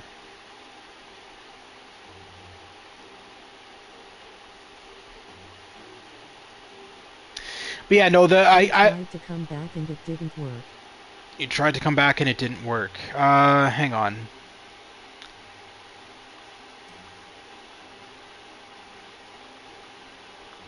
Oh, you're not even. Stu's Game Review DVD box set. You want the Stu's Game Reviews DVD box set? I haven't been able to find it in stores. You know what I found in stores a long time ago? Cool. You know what I found in stores a long time ago, and I'm killing myself for never fucking buying it.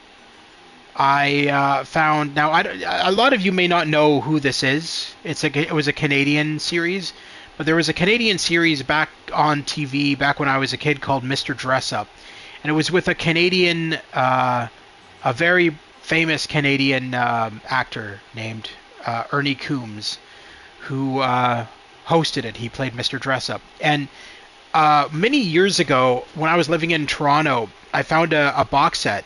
It was a DVD box set of Mr. Dress Up, and it was like the first 5 seasons or something like that. And I remember seeing it and wanting it, but then the next time I went in to that DVD store, it was gone. And I asked Mr. Dress Up, but never saw it. I asked the cashiers and everything. I said, well, where's this box set? And they didn't even know what the hell I was talking about. They said it never existed. And I'm like, well, that doesn't make any sense, because I saw it in your store. I know it existed. I'm not hallucinating it. It was there. So I looked it up online, and yes, the box set that I was looking at does exist. So they had it in their store, and they claimed, "Oh, we can't get it." So it must have been sold out, and we can't get it anymore. Like, so that really pissed me off because had I known that it was so bloody rare and that I would never see it again, I would have bought it.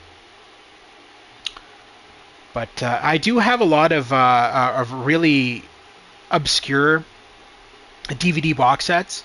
So like I have there's a American cartoon from the early '90s called Cops, and it dealt with like these almost like cybernetic police officers. And I have the entire series of that on DVD. I managed to find a copy of that series. I also have the Super Mario Brothers Super Show, the Zelda TV series on DVD. So I have a lot of these obscure TV shows and movies that I've just managed to find on DVD over the years. So as much as Stu has amazing... I have Mario and Zelda also.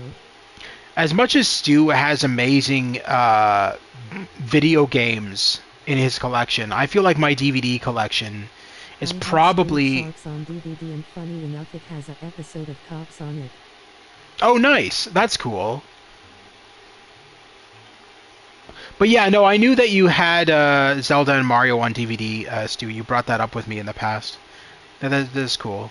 But yeah, no, I'm trying to think of like I've got so many. I think one of my prized box sets for cartoon series is I have the complete series of Batman the Animated Series on Blu-ray. I have the Blu-ray release of it, and I love it. I love it's such a good remaster. Beautiful Blu-ray quality visuals, and the animation looks so crisp and detailed, and comes with a ton of special features.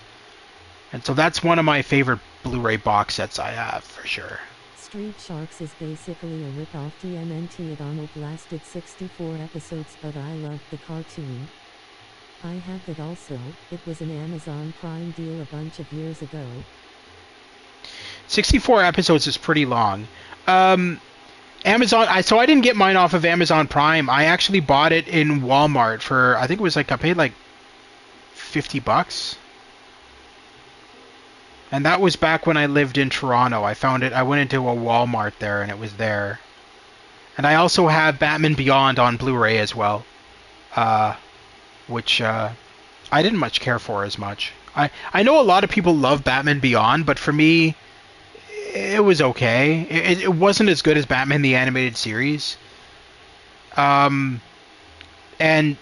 Will Friedle, who played the lead in that cartoon series, I knew him best from Boy Meets World. Speaking of Batman Beyond, Bruce Wayne is super old on the show. Well, he was dying. He got shot in the spine. They show it in the first episode of the series. He was retired because he got shot in the spine and couldn't work anymore, so he just grew old and lazy until God, what was the character's name? But until the new character came along and took over.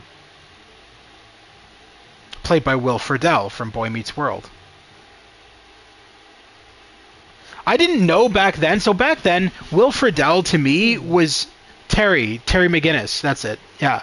So it's so silly because back then, when Boy Meets World aired and Will Friedle was on that show, I was thinking to myself, God, this guy is such a weird ass person, like a weird ass actor and everything. I wasn't much of a fan of his, but in later years, I really grew to admire him because I began to realize that he is not only... Justice League episode that takes place years after Beyond, and Bruce Wayne is still alive at 90 years old.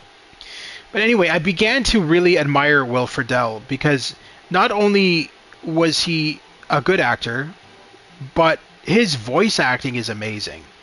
And he wasn't just in Batman Beyond. He's been in a lot of stuff as a voice actor. And I gotta say, mad respect for him because, like, I mean, as a dumb kid, I didn't like him, obviously, but in my later years, I grew to really respect him as a human being because of, like, all the stuff he has done in his life and all of the voice work he has done for all these various cartoons and games and everything. I mean, like, the dude's in everything.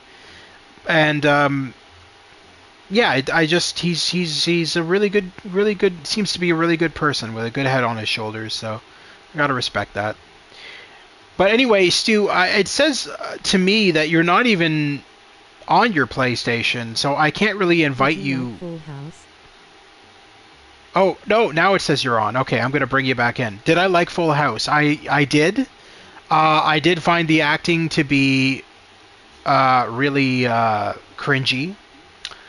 But I did like all the actors. I used to actually, so many years ago, Dave Coulier had his own personal website, and you could go on his website and you could talk to him. Oh, turn off the audio. Sorry. There, getting an echo. Yeah, Dave Coulier had his own website, and you could go on there, you could chat with him, and everything. And Dave Coulier... One and the final season on DVD, Fuller House, I didn't care for. Dave Coulier played Uncle Joey, Joey Gladstone, and unfortunately, in his later years, he's not doing very well. I'm sure many of you already know this, but he has cancer, and he's not doing well. I didn't know that sucks. Yeah. But I liked them all. I know that Bob Saget really hated the character he played. He had said in interviews that he didn't like the fact that he was such a neat freak, nerd, fucktard kind of character. He didn't much care for the character because, as many of you know, having probably seen some of Bob Saget's stand-up comedy, he is very dark, and his comedy is very cringy, and he's a very dark comedian. And playing a character like Danny Tanner, who was a overzealous neat freak and just a huge nerd of a character, he didn't much care for that role. He wanted to really branch out with that role and kind of make it more like him, but they wouldn't let him because it was a family show. But all of those actors really grew to admire each other. They're a family. I mean, they. I remember when, Bob Saget. He was murdered. His death made no sense. He wasn't murdered. What? He wasn't. He's convinced that Bob Saget was murdered. Why? No. He hit his head. My understanding of it was he wasn't feeling well that night. So my understanding of it was he wasn't feeling well when he went to his final stand-up comedy show, but he decided to grin and bear it. And after the comedy show, he wasn't feeling well because he was murdered. Sorry. Dumbass. He wasn't feeling all that well, but he decided to go to the comedy show. By hitting your head, I hit my head several times. Go ahead, I apologize. He fell and smacked his head off of something, and it gave him a concussion. And rather than actually deal with the concussion, he fell asleep. You don't fall asleep when you have a concussion. Well, that's terrible. That's something that happens. I mean, you shouldn't. You definitely shouldn't fall asleep when you have a concussion. But unfortunately, that's what happens when you have a concussion. Is your body tries to shut down. So it's terrible, horrible. I mean, I don't know how did Bob Saget ever get that role, given the fact that it was so different from his personality. I mean, he used to do America's Funniest Home Videos. You ever see that? Not only have I seen it, but I have the first 10 seasons in Really? DVD quality. Yes. Like, Gotcha. you actually sell those on DVD, or you like download them somewhere? No, I had to grab them manually. I spent 5 years scouring the internet for every single season. I Oh my am gosh. a crazy person when it comes to finding what I want. As a matter of fact, now a lot of people don't know this exists or never heard of this. There is a game show called Elevator that came out quite a few years back, and it was done by the creators of the Saw movies. And basically, what it was a bunch of contestants were brought on the show, and they had to compete for $1 million, and they had to go on these elevators in like this giant warehouse that would take them to other floors, and they would have to like do these insane challenges. Like there's one where it was all based on serial killers and murderers and stuff like that. So like I remember one of the challenges, they had to cut open a dead body and rifle through the remains to find a key to unlock. It was a really dark and demented reality game show. It got canceled, but I really enjoyed it. I thought it was really cool. Obviously, it wasn't real human remains. It's not like that. But I mean, it was very dark. Episode that was removed and didn't air, and some other guy It played was- Danny in the first pilot before they changed. It was really dark and demented. No, I was just letting James talk. Oh, okay. It was really dark and demented. It was done by the Soska. The Soska sisters were the hosts of it, and I did enjoy it. And so I noticed kept on looking all over everywhere to find this series. Netflix, everywhere. Nobody fucking had it. Nobody. And so it took me at least 10 years to find individual episodes that people had uploaded here, there, everywhere, on social media, on everywhere, and they were all in excellent quality, every single episode that I found, and I compiled them all. It took many years until I got both full seasons. It only lasted for 2 seasons, that show. I have both of the full seasons now on my computer digitally. Nice. You know what I'd like you to find for me? Saturday Supercade. You know what that is?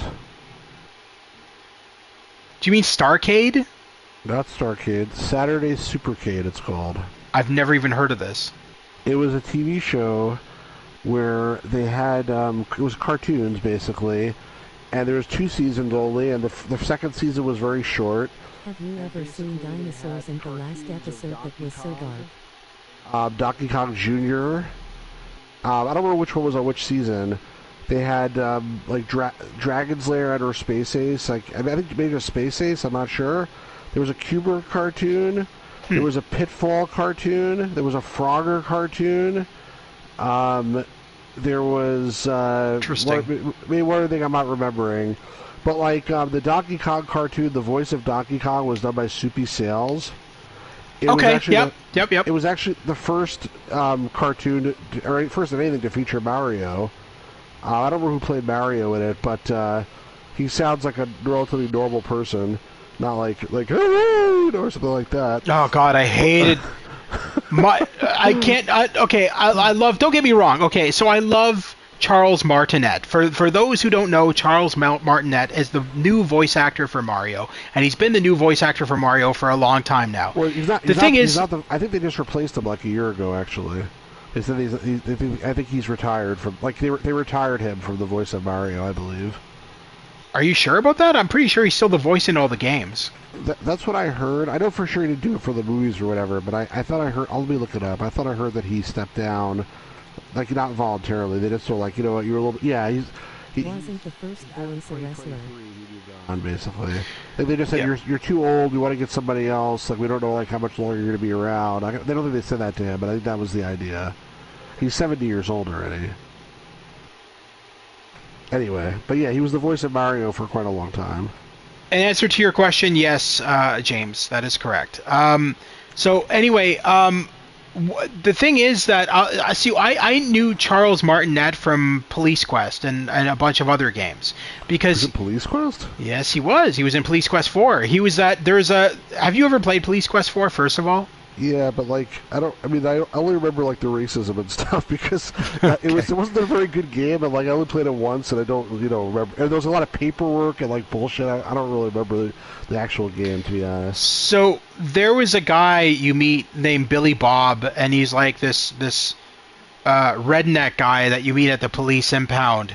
He's like, "Hi there, my name's Billy Bob," and and he was literally played by Charles Martinet. Now Charles Martinet came back again for Space Quest 6 and did that exact same voice in Space Quest 6. So there's a guy in Space Quest 6 named Paul Conshohocken, and he's an alien on Polysorbate 60 when you first land on that planet, and he runs a booze store, and you go in there to get booze for Elmo Pug. Do you remember that mission? That part in the game? Yeah. And so Charles Martinet was the voice of the alien behind the counter in the booze store. And he's doing the exact same freaking voice he did in Police Quest 4. Hi there! What kind of booze do you want? Yeah. Well, what were we saying about Charles? Oh, I forget how this came up. Because I mentioned the. Okay, by the way, I have to just say also, I once went to a video game convention and Charles Martinet was there, and my son and I, like my son had to go to the bathroom, and he was like a little bit younger than he is right now. This was like a bunch of years ago, and we were like going to the bathroom, and like Charles Martinet was coming out of the bathroom. And he basically like said to my son, like, "Hey kid," like not in a high pitched voice, a normal voice, like, "Hey kid, like get the hell out of my way," or something like that. He like sort of pushed past him, and then we were like, "Wow, like that was the voice of Mario," like, or we just did that. I don't know why, but that's my Charles Martinet story. I'm because this is being recorded, I'm not like going into too much more detail than that, but I think he was a little more extreme. Maybe he was having a bad day. I don't know what it was, but anyway. So this show, Saturday Supercade, a lot of it is lost media, supposedly. Like, there's episodes that, like, the Donkey Kong, there's, let's say, I don't know, 3/4 of the episodes are available. They exist. So, here's the thing. So, Donkey Kong, the only Donkey Kong I remember was the CGI one. Was this before that? Yeah, this is animation. There's like, I think 3/4 of the episodes are known to exist. The Q*bert one is like, the Space Ace is totally complete because they aired it like on Boomerang at some point. Okay. But the Q*bert is like almost complete, and you can buy it from Amazon just like as Amazon like direct to DVD disc, like a pressing, whatever. But it's missing. It's like missing 2 episodes. But some of them, like Pitfall, I think, for example, there's only like 2 episodes that they found, and the rest of them are all missing. Now they're not like really lost media because Warner Brothers has all of them. And supposedly, like they were gonna release them as like direct, print on demand DVDs, but they never did. And it's just like, not available. So like every once in a while, somebody will find one on an old VHS tape and upload it or something, and then there'll be like one more episode of something which is there. But you should look into this Saturday Supercade because it's pretty cool actually. I've watched a whole bunch of the Donkey Kong episodes, and it's basically like each episode Donkey Kong escapes from Mario, and him and Pauline are trying to capture him again or something like that. It's like one of those things. And Donkey Kong's like, ooh, like so it's Donkey Kong before like Donkey Kong Country and all that shit then. Yes, it's like the original Donkey Kong. Okay, gotcha. Before Super Mario Brothers came out, like when it was the first appearance of Mario in a cartoon. So this is before the Super Show and all that other crap, whatever. So the Super Show and all that other crap. You're not wrong. Hey, paisanos! Welcome to the Super Mario Brothers Super Show. Do you know that guy? Let's do the Mario. I think I told you this already, but do you know that guy, Canvas Quest? Yes, from CGG.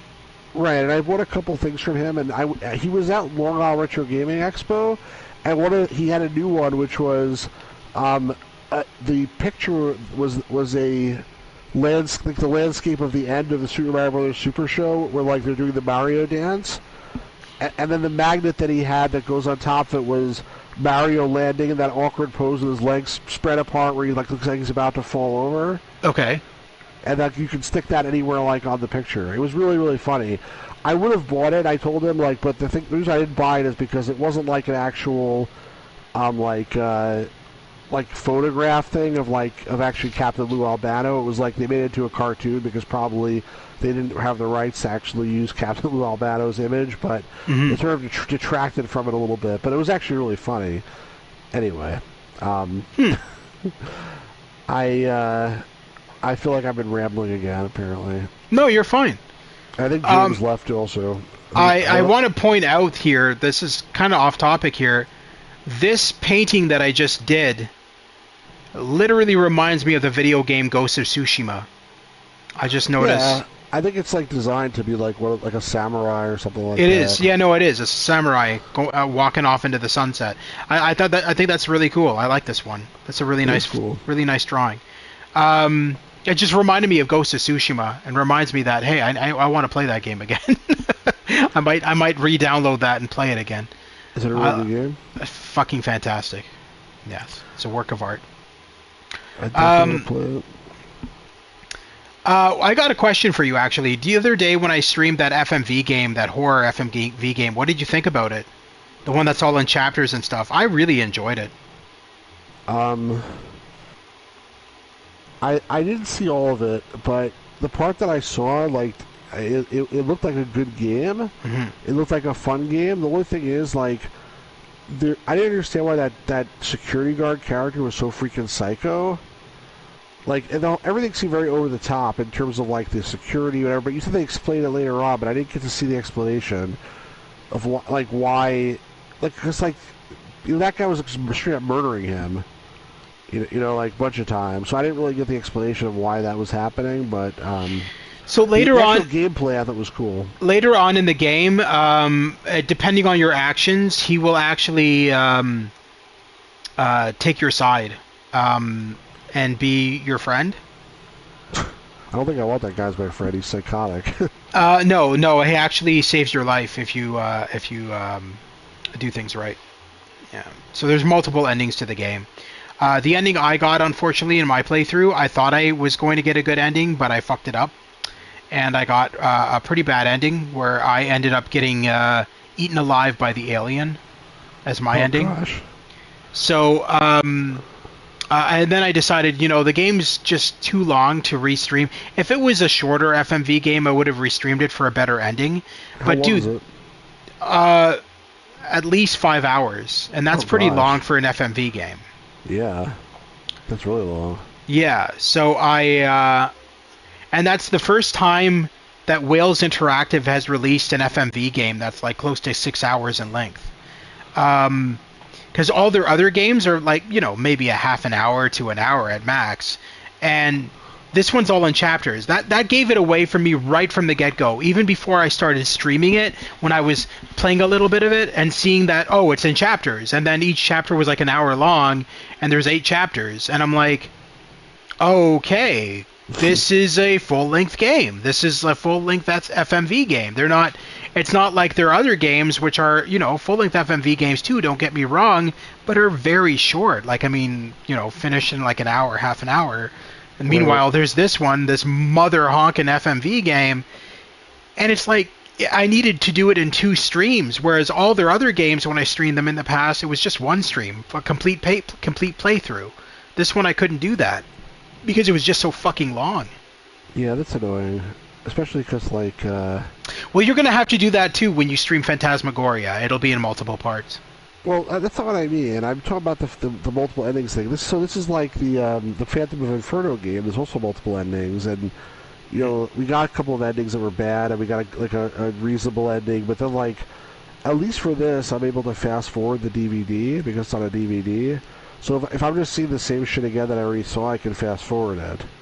Yeah. In your game, you probably can't fast forward it, so it's just like... No, you know what I would have liked them to have added, but they never did, was a chapter replay after you beat the game. It doesn't. Instead, when you go back to the main menu after you beat the game, it says start new game.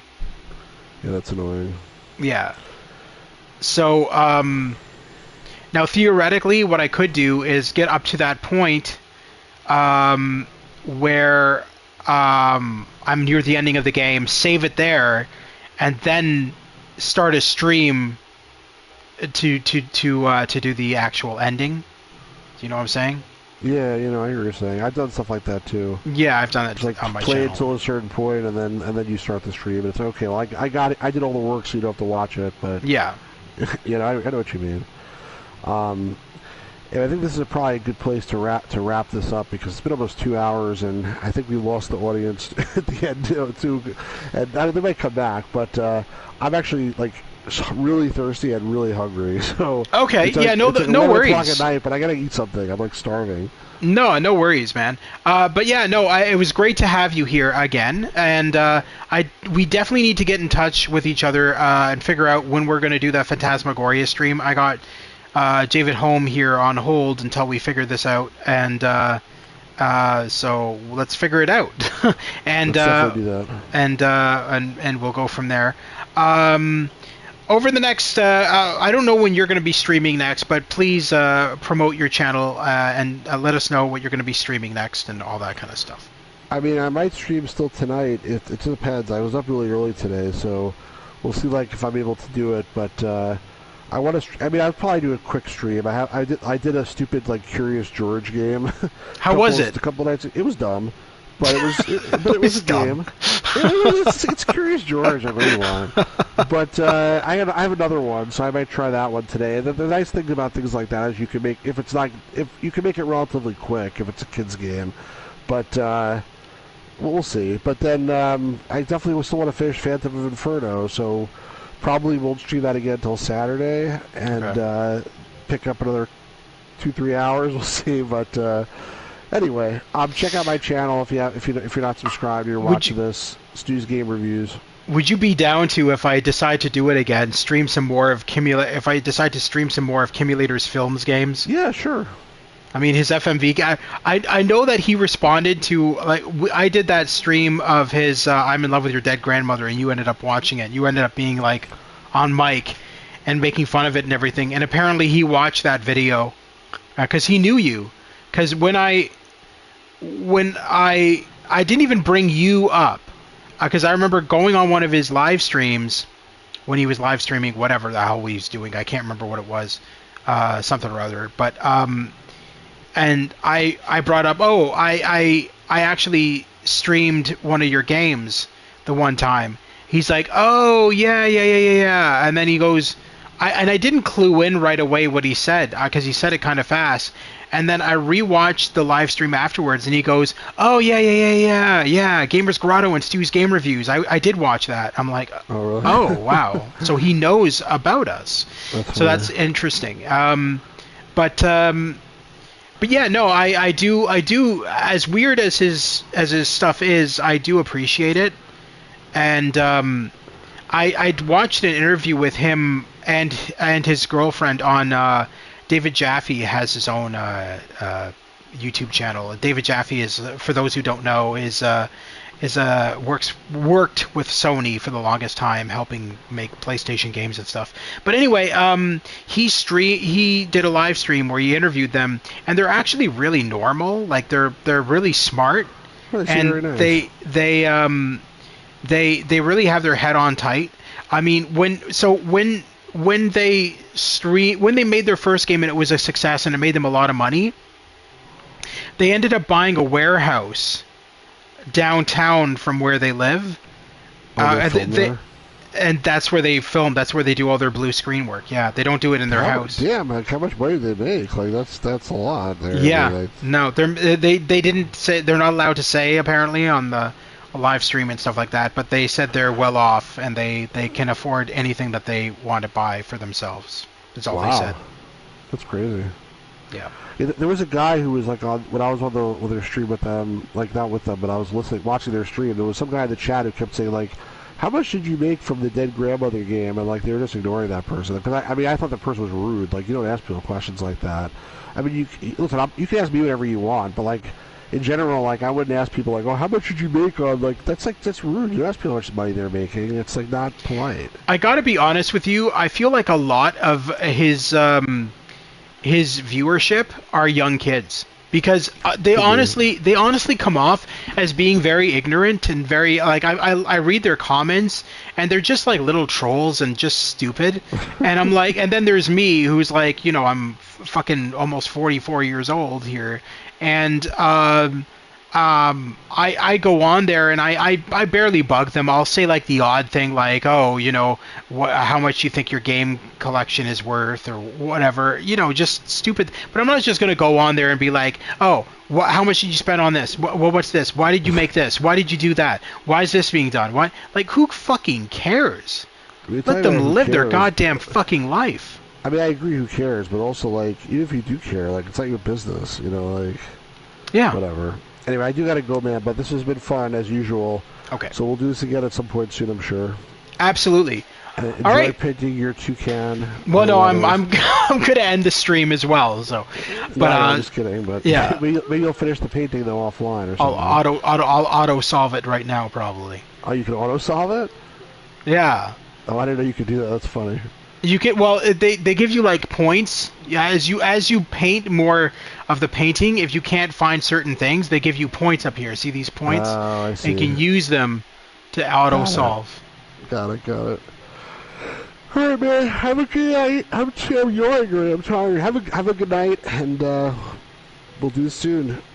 Peace out, everybody, and check out my channel, and subscribe to this channel if you're not subscribed. Exactly, man. Thank you very much. Have a fantastic night. And thank you to everybody tuning into tonight's Paintcast. Greatly appreciated. If you guys like what you see, consider liking and subscribing. I cover PlayStation 4, PlayStation 5, PC, and VR games. If any of that interests you, consider liking and subscribing. Also, check out Stu's Game Reviews, my co-host, who does a lot of Atari games and stuff like that. But he also plays more modern games, more modern than Atari is what I mean. But I play everything, potpourri. He does it all. But anyway, thank you very much once again for tuning in, everybody. I hope you have a fantastic night, and we'll see you in a couple of days. We're going to go into Part 2 of Senwa's Saga on the PS5, and next week we're going to be going into Silent Hill F. So check those out on my playlist. Check those out when I live stream them in a couple of days. And until then, guys, have a fantastic night. We'll see you soon. Thanks for tuning into the podcast. Take care. Bye-bye, everybody.